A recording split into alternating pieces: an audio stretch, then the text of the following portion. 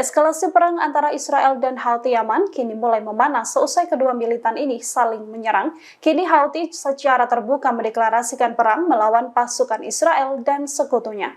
Houthi Yaman pada Jumat 19 Juli kemarin menyerang kota metropolitan Tel Aviv dan menghancurkan gedung-gedung besar di wilayah tersebut. Sebagai balasan, pasukan Israel pada Sabtu 20 Juli juga menyerang wilayah barat Yaman dan menyebabkan kebakaran besar.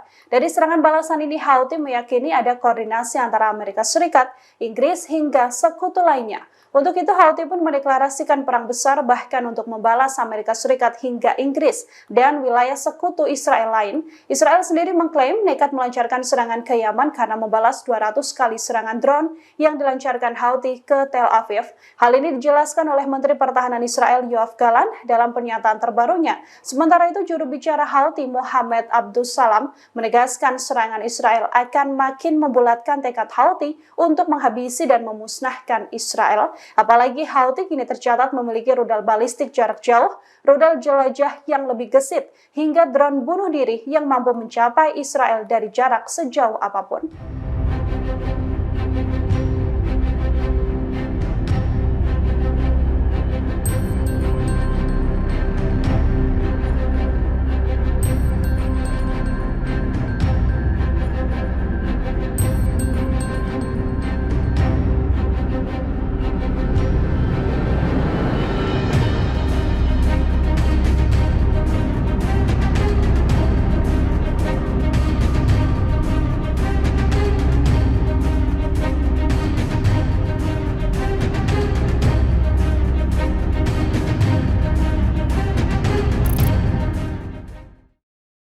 Download Tribun X sekarang, menghadirkan lokal menjadi Indonesia.